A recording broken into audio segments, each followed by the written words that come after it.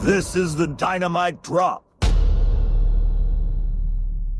The hubbub's most wanted.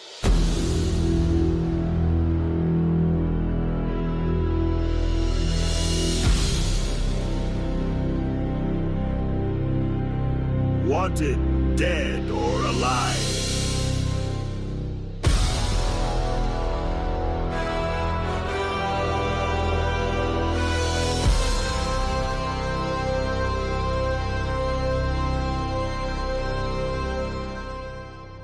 Greetings and welcome to Friday. Yes, this is a Dynamite Drop powered by the Hub.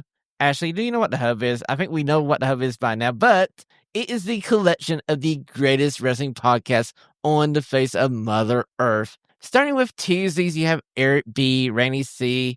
They cover Monday Night Raw on their show called Draw Sauce Raw. And I gotta say, the guys are doing a standard job. They're doing standard. They're honing the baseline for us here. And, of course, on Fridays today, the greatest day of the week, because it's Ashlee here, and it's myself, Shawn, here, and we have our little show. It's the Dynamite Drop. We cover the best promotion on Mother Earth, AEW, All Elite Wrestling, unless they decide to do a 4-hour freaking show yet again. We'll get there just in a minute. And, of course, tomorrow, Saturday, if you want some SmackDown coverage, Father Grey Fountain, Brad and Dad, they used to be the East Coast Tag Team Champions of the world, but we took those titles, we unified them into ours. We are the global podcast champions right here on the Dynamite Drop. Ashlee, how you like my intros? You got a lot of shout-outs going on here. You know, I'm just trying to make up for Tony Khan deciding to do 4 hours. So I'm trying to make this podcast, no, take it back. I am not making this podcast 4 hours long. And don't forget another overrun as well. Oh, wait, I have a huge announcement at the end of the show. At least you didn't do that one this time. So I think I figured out what their scheme is now with these 4-hour shows. Now, there's reports that WB Discovery Time Warner is looking to move Collision to a new night. Now, there's only one night that the WWE doesn't have a show, and they can move it. And Ashlee, it's going to affect us just a little bit if they do it. Do you really want back-to-back AEW shows on Wednesday and Thursday night? Because Thursday's the only other available night of the week. It would make things tough considering we do record on Thursday. I feel like it would be fine some weeks and it would be tough on others. I think overall, like the overall AEW audience, I think it might be a little bit tougher. Here's a suggestion for you. How about this idea? How about a 3-hour Dynamite and they do one show a week? There's pros and cons to that. I know there are a lot of people who don't want 3-hour shows, but if you did condense it down and only have one show a week, that might entice people to be a little more invested in the one show that's 3 hours a week. Well, this past 4-hour episode, Dynamite / Collision, what they called the Summer Grand Slam whatever special. I forget the name now because they have a name every freaking week now. Summer Blockbuster this week, Grand Slams next week. See, I get these things confused because every week. But this viewership was only 500,000 people, according to WrestleNomics, which is down from last week's episode, which was above 500,000. So, more is too much. Yeah, I mean, no doubt it is tough to run 4-hour shows on a weeknight, no less, 2 weeks back to back. I myself, I get up for work in the morning. That's a late time to be running a show, especially like we said, with you have 4 hours and you're still having an overrun. Which is crazy. And, oh, by the way, we have standby matches. Somehow we have standby matches, but we'll get there in a minute, okay? Yeah, we'll get there when we get there. So we're starting off with what should have been the main event of the show, but they decided to put it on at the beginning to have the most viewers. Swerve Strickland versus Ospreay. Damn good match, but, oh, hey, here's the AEW trope of the week. Time limit draw without announcing time limit at the beginning of the match, and they don't count down at all until, Taz drops a 30-second warning. We've discussed this previously on our own about how this is one of the just annoying little things that AEW does. Absolutely fine with a time limit draw being the outcome of your match, especially with two guys like Swerve and Ospreay. Just acknowledge the time limit throughout matches. That's it. That's all you have to do. Just acknowledge it, and then I will accept that as an acceptable outcome. I'm fine with the outcome itself, but I hate that we do this every single time. I don't understand why Justin Roberts isn't calling down like a 5-minute call like in every single match. Agreed. And oh, by the way, here comes out the Death Riders to beat down both gentlemen. And oh, by the way, here comes the EVPs, the founding fathers of the company. You have all these heels in the ring, being the two baby faces. Where's any other baby face here in the company? Babyface, please. They were all saving their saves for later, I guess. And I'm looking at the heels in the ring. I'm going like, wait a minute. We have the founding fathers, Nicholas and Matthew Jackson. Why do you think they decided that these two guys should wrestle like another 10 minutes or 7 just to stick it to them? I liked this post-match stuff. Will Ospreay took that kick like a champ because that looked disgusting. Oh, hey, we all need a friend like Will Ospreay. Somebody who's willing to slide in and take one for the team. Oh, man, I did not see that happening. And even the Young Bucks looked upset. They looked a little concerned with what they had done. I don't think concerned. I think they were upset because they really, really wanted to stick it to the person that stuck it to them at the pay-per-view. That's true, because with the segment that happened a little later, they still seem a little upset. Okay, so we're moving on to the second match of the evening. We have Mystico face against Blake Christian. It was a fine match, and this is a match that basically leads to MJF versus Mystico next week at Grand Sub Mexico. And I got a feeling that maybe MJF is not long for the Hurt Syndicate. Yeah, I feel like that's a pretty safe bet. Yeah, like you said, it's like a fine match that kind of maybe gets some fans who are newer to Mystico to see him before next week's show in Mexico, and another great little showing for Blake Christian, who's had some like really prominent matches recently, like Kenny Omega and stuff like that. I think they have a plan for him. But the post-match stuff, like you said, I feel the same way. I feel like MJF is not long for this group.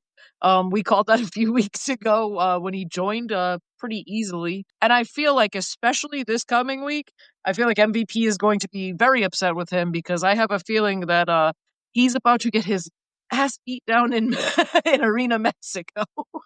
Well, I gotta say, how do you feel about MJF dropping the Sin Cara reference on AEW TV? Have we gone past this yet where we don't refer to people as their personas in other companies? It's kind of low-hanging fruit. Yeah, it's exactly what an MJF promo can be sometimes. We've sort of cooled off those references on AEW TV, and I'd kind of like to keep it that way. Like we said a few weeks ago, focus on AEW, don't worry about WWE, you don't gotta mention them or bring them up. Just focus on your stuff, and MJF is gonna have enough low-hanging fruit for sure, especially with this grandiose Americana persona that he's bringing down there. Well, let's go on to the 6-man tag match they had after that segment, because we have MJF, Bobby Lashley, and Shelton Benjamin versus Speedball Mike Bailey, Kevin Knight, and Doris. And poor MJF, he wants to impress the group, but he cannot pull off the freaking finisher of his beloved MVP. Yeah, he's gonna get docked for that for sure. And hey, rule number 2, Mr. MJF. If Bob has a match won, don't ask to tag in. Yeah, MJF, not a great showing. Not a great showing here for him. Well, it did take MVP just a little assistance to get his group to win here, and I really don't want to be in the locker room of the Hurt Syndicate after said match. Yeah, and again, like I said, next week, I have a feeling things are only going to get worse for him. So we'll move to the next segment as we see the Death Riders. They're not done causing havoc tonight. No. They have Hangman Adam Page tied up and gagged with duct tape, heading down to the ring, and yet again, no baby faces to be found anywhere. Baby faces, who needs them? Well, Hangman kind of did that to himself. I love him, and he still did nothing wrong, but he pushed a lot of people away. So we finally see some people come down to help Hangman Adam Page, and it's the Ops, and Ops makes a save here. And I gotta say, yet again, after the duct tape got removed, Hangman Adam Page, great promo. And again, Hangman Adam Page is on a course to have the best promo award if we do awards at the end of this year. Yeah, honestly, I mentioned I loved there was a few of these segments with like Swerve and Ospreay and Hangman and the Death Riders, and the Bucks and stuff, and all the stuff building into All In. This has gotten me so excited. I can't wait. Hangman and Moxley are gonna have a violent match, and Hangman's promo again, like you said, just another great one. He's always so fiery, and he's genuinely one of the most believable baby faces AEW has. Exactly, Ashley. And I got the feeling that eventually we're going to see Samoa Joe versus Hangman Adam Page for the AEW World Title. And you know what? Maybe now Hangman has some friends in the ops. Hey, that's some good backup to have. Samoa Joe and the ops just took down the Death Riders in Anarchy in the Arena. Having somebody like that, at your back, and with what we saw a little later on, having maybe a couple of more hands on deck, I think Hangman's got a good shot at All In. So we move on to our next match. And hey, this is my favorite tag team return after 2 years as Anna Jay and Ty reform TayJay. I gotta say TayJay for the win here versus Mega Bane and Penelope Ford. And insert our normal weekly Tony. We need some AEW Women Tag Team titles right here. Still waiting. Yeah, fantastic to see Tay back. Crazy that she's been gone for over 2 years. It is very insane to think she's been gone that long. Now, the match, it was okay. I mean, it's anybody who takes that long time away from the ring, it's not going to be a Mac classic the first time out. But I can see where they're going, and we just need to watch the story to develop. Yeah, absolutely. Like, Tay was still sort of developing when she came into AEW, and we saw her progress really and get some really quality matches out of her before her injury. And it's unfortunate that her injury took her out for a long time, and then pregnancy took her out for a long time. So hopefully, once, like you said, she kind of gets back in, gets her bearings, and is more accustomed to being back on television, which is also like a different beast, I'm sure. We can get back to her pre-injury, pre-pregnancy status. So this, to me, is the breaking point of the show because we go into a hype package for Okada versus Omega, which, okay, fine. For the casual fans who have not been around in professional wrestling for the last 7 years, maybe you need that for them. But for everybody else, why do we need this? Going into a contract signing, which is the next segment, is the contract signing for the unification match for the Unified Championship, I guess. It's one of those things that it was long. I guess is my thing. I wouldn't have minded a video package, especially because this is something that consistently comes up for the AEW fan base as a part of the discourse. Like, should they do more promo packages and video packages and stuff? I mean, it was a good one. Like I said, just long, like you said, for a contract signing. To me, it felt like it was filler. It felt like they went like looking through their timing for the show, went, oh my God, we're going 4 hours. We need something else. Honestly, that's probably exactly what happened. You had 2 4-hour shows back to back. Like, you gotta find something to kill some time. Tony was being that college student back in the day where he's writing the term paper. He was playing with the margins just to try to make it go longer than what it should have been. I think it is available online. So if you didn't see it and you are interested, I think it's available up on their YouTube. It is a good watch. It's just, I think, maybe a bit unnecessary for what the AEW fan base is.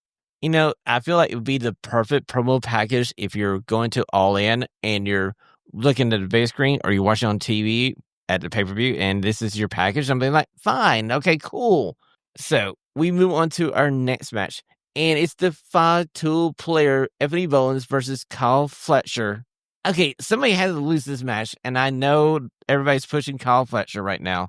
But Ebony Bowens, they call him the 5-tool player.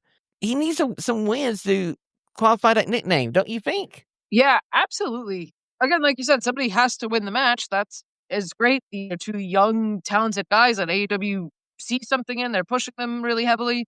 Since Anthony Bowens has had this change, we haven't seen him pick up many victories. I don't know, what would you use this for? You just changed his character. You can't use this as motivation for him to change his appearance or his character again. He just sort of became this, the 5-tool player. I don't know where you go. He's taken a lot of losses with this character though, so he's got to regroup and come up with something here. See, this is the problem with AEW. They have such a loaded talent roster. They bring somebody back, a ride that wave for a second, and once that wave kind of settles, you get matches like this where you have two people who technically should be cornerstones of your future, but it's like 50-50 booking. I mean, it's hard to take a loss away from Kyle Fletcher right now because look at the run he's been on. You can't, like disregard anything he's been doing. If I had to rebook this, I would probably had like maybe the Don Callis family come down here and make this like a match that ends with no result as they're beating down Anthony Bowens and you have somebody come down to save Anthony Bowens, maybe. Yeah. I mean, we've kind of seen that split maybe come in between Kyle Fletcher and the Don Callis family. Maybe you have Don Callis family sort of cost Fletcher here to, by accident. It's nothing purposeful, but something for Kyle Fletcher to think about. And you could give Bowens a big victory without hurting Fletcher too much. Exactly, actually. That's all we're asking here. Protect both gentlemen because they are your future of the company. Speaking of the president of the company, though, we're up to the FTR promo of the week, and boy, it's the classic FTR promo where they bring in the tag team, and it's like, oh, by the way, tell us about the 1930s. How would we do in the 30s? Wait, no. I know. We would be amazing in the 1930s. Oh, they're so annoying. I love them. They're so annoying. I don't know if it's gonna happen. I want to see them get a little bit of a beatdown. I need some revenge here for a few weeks ago. Well, they did drop a Nigel reference during this little segment, so maybe we're getting ready to kick up Nigel again versus either member of the group, or maybe Nigel goes out find yet another tag team partner to take on FTR for a second tag team match. Please, please, please. So we passed that segment to, I gotta say, one of my favorite matches on this card, as we have Timeless Toni Storm versus Julia Hart with Mercedes Moné, 5-belt Mercedes Moné again, as she won a belt over in Austria this past weekend, wrestling a female wrestler that I had to interview a few years ago, Mia Smith. So I got to find that video for that match, and I'll put it up on our channel. So anyway, getting back to this match, Julia Hart, I got to say, dang good showing here against the world champion. Again, we need tag team titles because we have Julia Hart and Sky Blue. We have a full-fledged women's division here. Need a third title belt to go with. Yeah, absolutely. Like I said, we've been waiting. Somebody like Julia Hart and Sky Blue could be a perfect inaugural champions. I can't say enough good things. Julia Hart just continues to impress. She's only gotten better and better. And since returning from injury, she looks still fantastic. It's no secret I love Toni Storm. So great showing. And then the post-match stuff, also good. A little sneaky side there with Toni Storm and Mercedes Moné. But these two, like I said last week, I feel like they could be the main event just as much as Hangman and Mox. I'm looking forward to this one just as much. I feel like we got to the end segment here this maybe a couple weeks early. I know eventually we were going to have this. We just finally had it here. And it was basically the Mariah May kind of advancement of the storyline. So now we have Mercedes Moné being the person besides besides Mariah May. Man, that's a lot of Amazon stuff to talk about. Let me tell you, I'm getting tongue-tied here thinking about this. But this week, Mercedes Moné, our CEO, decides to get a little revenge for what happened last week, and Toni Storm decided to ruin her dinner. Yeah, again, Mercedes Moné, you got to eat that steak when you're sitting there, or Toni Storm is gonna mess it up. I just said I can't wait for this one. I think Mercedes may take her first loss here. Still about 38 days away from this event at the time you guys are listening to the show, and I still don't know if that's going to be true or not. I feel like they're going to take this title off of Toni Storm and ride Mercedes Moné and make her 6-belt Moné. I don't know. She's gonna have to hang on to them belts for the next month and a half. A little over a month.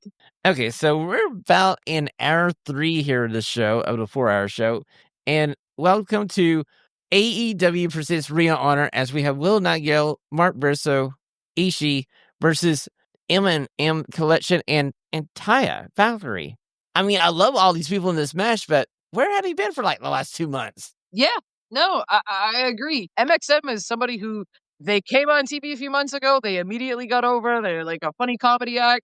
And then they immediately got taken off AEW TV and put on Ring of Honor. So the only way you've been able to check out any of like Johnny TV, Taya Valkyrie, MXM collection is if you've been watching Ring of Honor. It was nice to see a little bit of a conglomeration reunion. That was nice, but I feel like people like that get themselves over like that, you got to find a space for them. Agreed. And as we're doing AEW presents Ring of Honor, Tony Schiavone says, "Oh, hey, we have a standby match." And oh, by the way, the standby match has your ROH World Champion Bambino versus Beast Mortos. Ashlee, the floor is yours. Okay, so I'm not gonna get mad. I'm not gonna get mad. Why is the Ring of Honor World Champion a standby match when you just had a match that would have been what you would call a standby match? I'm so confused with this.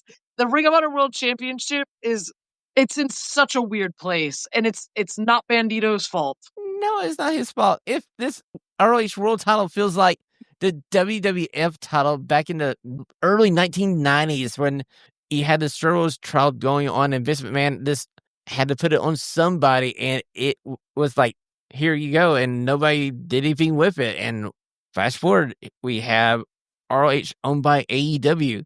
You have Bambino beat Chris freaking Jericho, the Oat Show, and he says standby match. Yeah, a very obviously a great match. It's Bandito and Beast Mortos.